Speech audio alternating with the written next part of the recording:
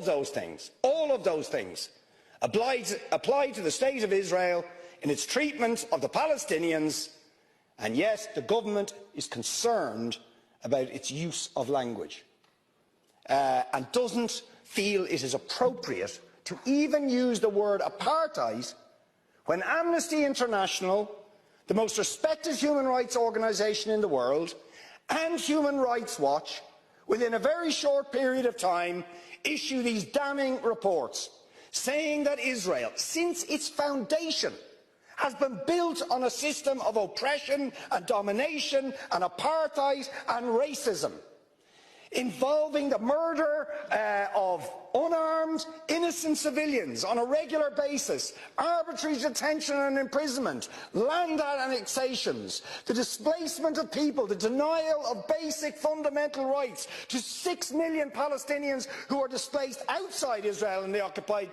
territories, to the right to their return to their homes, to the illegal blockade of Gaza, which has left, as they say in the report, Gaza in a permanent state of humanitarian crisis, denying people access to food, to water, and treating the Arab population as a whole, the Palestinian population as a whole, as an inferior race.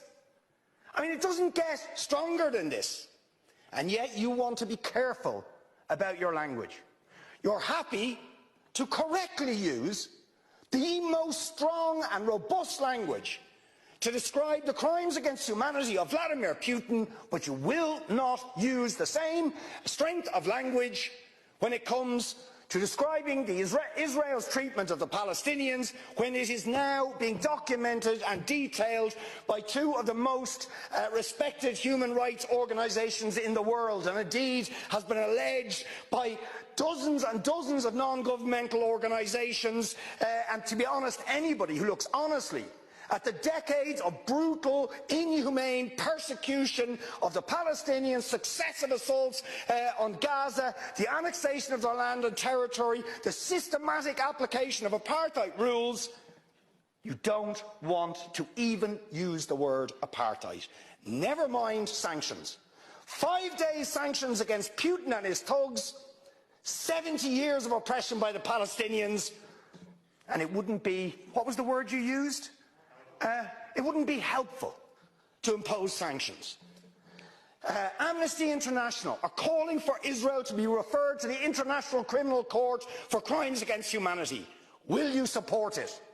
They are calling for targeted sanctions against Israeli officials who are perpetuating the system of apartheid, just exactly the same types of sanctions you've just initiated against Vladimir Putin. Will you support it? And I think the answer is clearly you're not going to. And then we ask the question, why? Why? Now you see, if you're going to have moral standards, those standards have to be consistent. Otherwise they are not standards at all, they are just cynicism. And of course we all know the reason that the standards are not consistent is because to call out the apartheid state of Israel would be to run foul of the concerns of certain states that are now presenting themselves as defenders of democracy and so on, such as the United States, the UK, Germany and other powers, whose relationship with Israel, supporting it and backing it, means that the European Union's moral credentials are bankrupted.